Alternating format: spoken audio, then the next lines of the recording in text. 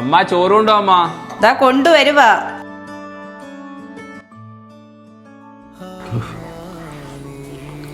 അമ്മ ഇത് എന്തോന്നമ്മ ചോറില് മുടി ഇട്ടുകൊണ്ട് വരുന്ന? എനിക്ക് അമ്മ എടുത്തിട്ട് പോണം. എന്തോന്ന് ചെയ്യുന്ന ഫോണില്?